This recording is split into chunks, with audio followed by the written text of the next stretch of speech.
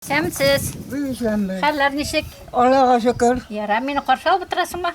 Сине көтіп отырам. Яра, рәхмәт. Иске Кыргыз авылында социаль хезмәткәр булып эшләүче Мөләем, олы йөрәкле Наилә Фазылованы үз карамагында булган апа-абыйлары һәр килгәнен зур түземсезлек белән көтеп алалар. Иң тәүдә Наилә Әбүләйис кызы аларның хәлләрен сораша, тазалыкларын белешә. Магазиннарга бардымы, флюс апа? Бара алдымы? Бүгін мәңгізенге болмадым, өттеге мәңгізенге барам. Яра, Алла олай. болса. Әлі ошарга бармы, ошарга? Ошарыма бар, Аллаға шөкір. Аякларың ауыртмаймы? Ауыртмай, Аллаға шөкір, Теге ауыртмай. мазларын, даруларын сүртүп тур, ярамы? Ары таба инде төрле йомышларын үтәргә тотына, социаль көнкүреш, социаль психологик төрләрдәге хезмәтләр күрсәтә. Аның карамагында булган 83 яшьлек Флүсә Мирзагитова да һәм 87 яшьлек Өлфәт Абзалов да изге күңелле Наилә ханымның ярдәменә мохтаҗлар. Һәр вакыт килгәнен көтеп алалар. Хезмәтеннән бик канәгатьләр һәм рәхмәтлеләр. Сүйініп яшаймыз. Әлі пак Аллаға шүкір эшләйбез дә. Ихатабызда құшқұрт бар. Менән тусыбыз бар ақыллығына үстәлінен ине білмей тұрған ошайсыңмы, юқмы, вақытта келмей.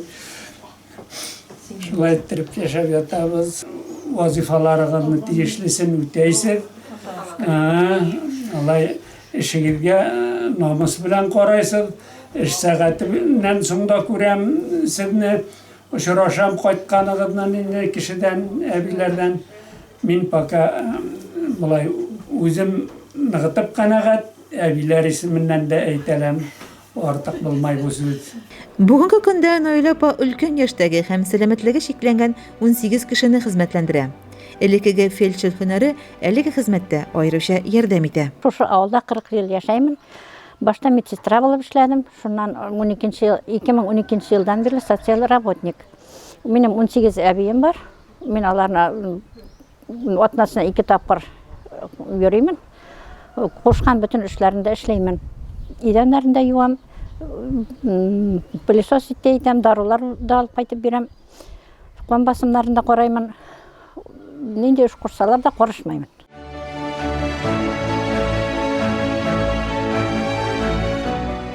Хәлләр ничек? Әле йокы туймады.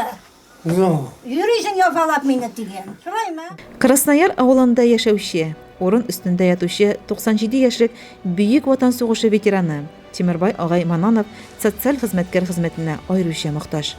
Кызлары да игътибарлы, шәфкатьле Гөлүзә Рафаэль кызының газиз әткәйләренә күрсәткән изгелекләренә, җылы сүзләренә мең рәхмәтле. Ярдәм итә инде Гөлүзә. Әткәйнең хәзер аңны юк бит инде. Бик солы. Памперслар алмаштырырга ярдәм итә. Болай нидә эмоциональная поддержка. Постоянно. Бер ялгызы гомер кичерүче, гөрләтеп дөнья көтүче 72 яшьлек Зина апа Гәрәева бүген авырып киткән. Син булмасаң без нишләр идек дип сөйләп китте Зина апа, күз яшәрен тыя алмыйча, кешелекле, мәрхәмәтле Гөлүзә апа Хасанова карата җылы сүзләр җиткереп. Монда шул чаклы яхшы кешене күргәнем дә юк иде. Нинди генә иртән звонит итә, хәлегез ничек? Кич звонит итә, иртән йоклап чыгып апалар ди. Безгә шулсыз да нык итә. Нинди генә эш булсын, икесе дә иптәше белән йөгереп киләләр, тыңлашалар, бар эшне дә. Гөлүзә апа үз хезмәтен яратып, күңелен биреп башкара. Һәрбер абый апаларына үз балалары кебек карый. Да социаль хезмәткәр булып 14 ел эшләймен. Мин эшемне бик яратам. Минем бүгенге көндә 9 әби һәм бабайларым бар. Алар белән бергә без эшләйбез, яшәйбез. Минем әбиләрем инде су китерәм, бакча эшләрендә булышам, өй җыештырышам, посудалар җыештырышам.